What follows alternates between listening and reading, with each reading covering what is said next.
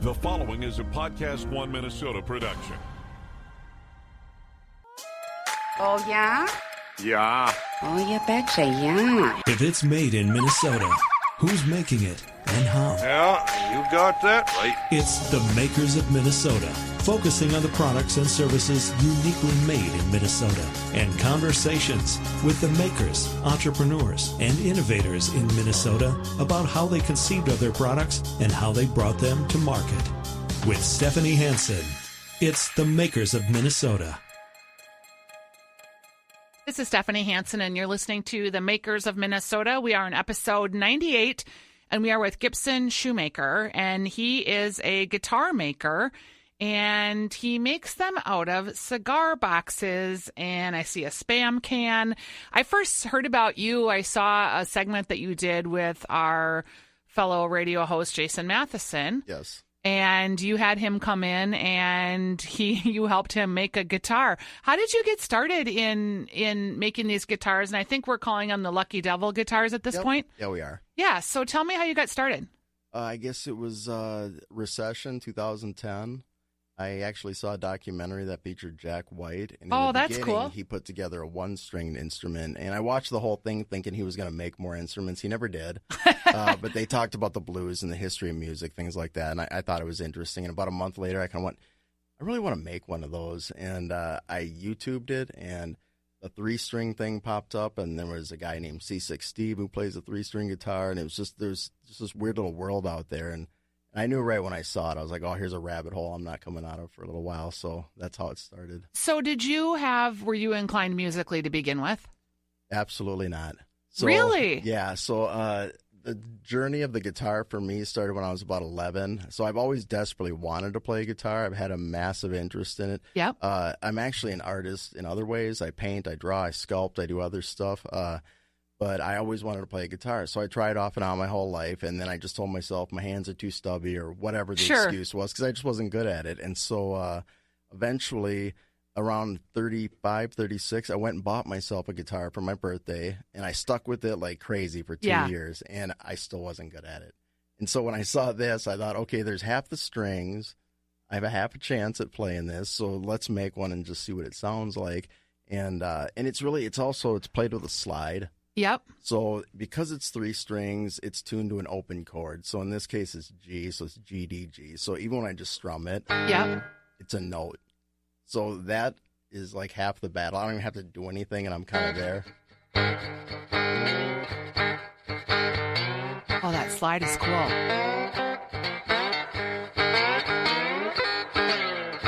So is there a huge market for this in the Twin Cities? Because you're making them right over here in St. Paul, right?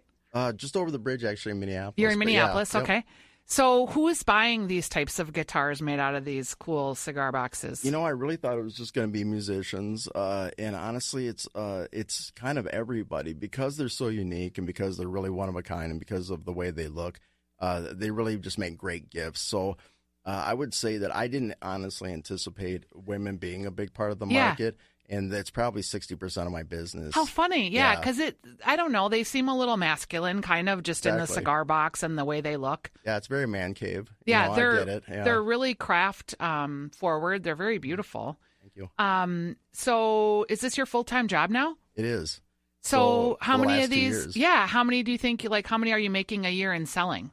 So I'm at around 100 or so. And so we also do other things. So we do the one string thing. We do it, and it's just because I have the arts background. Yep.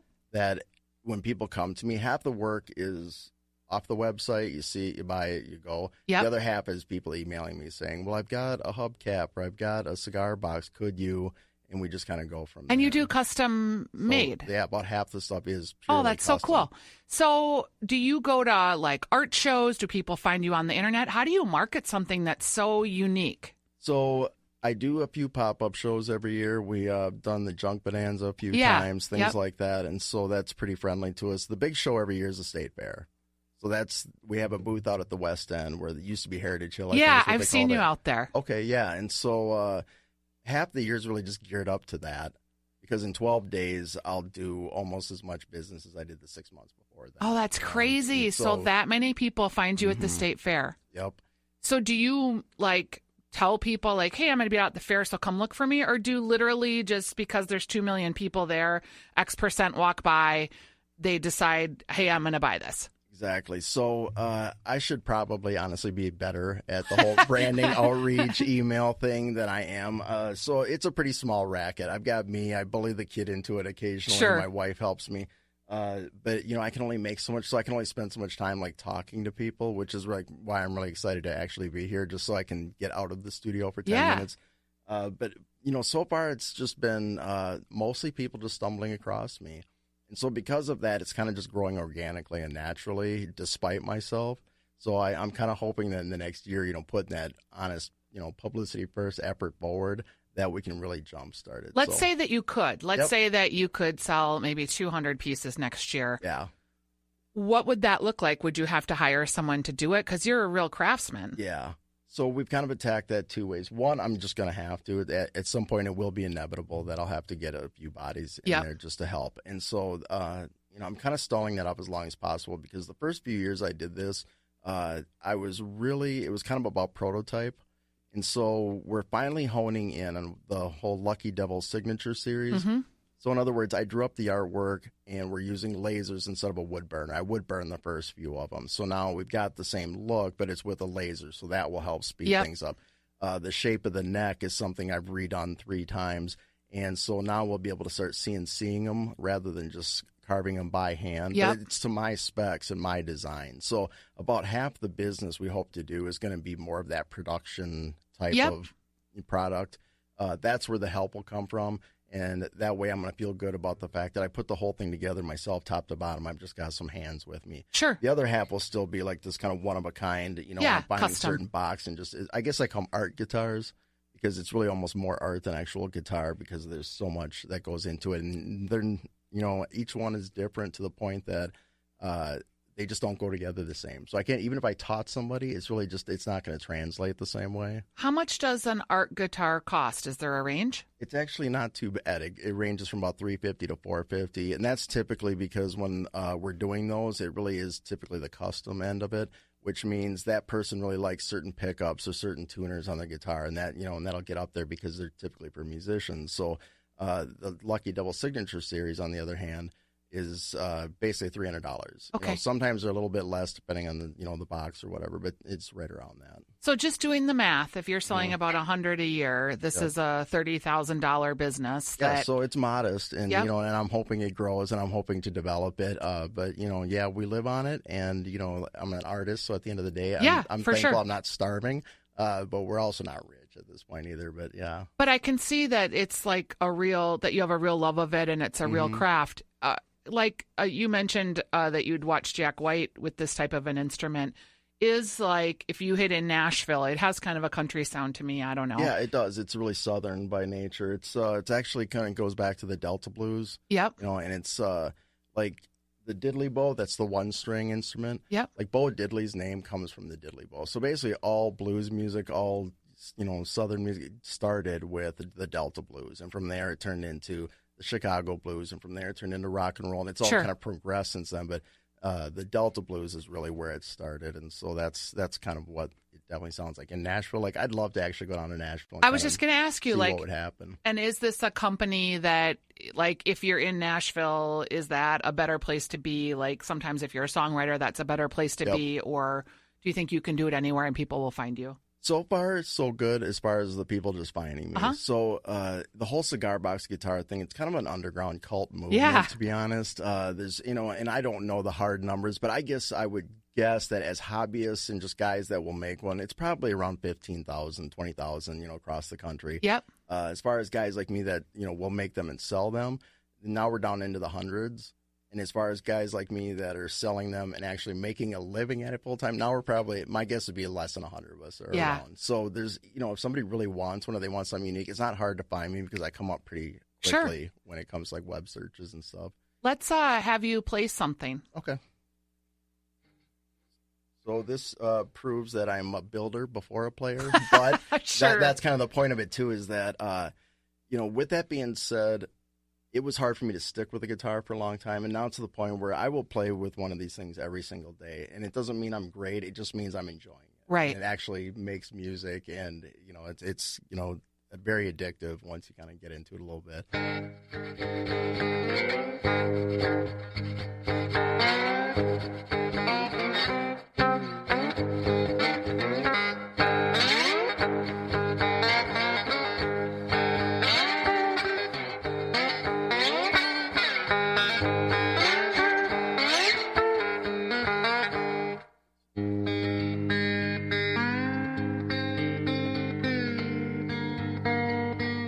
It's a beautiful sound. So you see what I'm saying? Yeah, it's really rich. I'm not going to play the Beatles for you today. Yeah. but I can do that all day. I listen to I like country music a lot, and I like bluegrass, and Vince Gill has just an incredible guitar talent, and I've seen him play one of these guitars.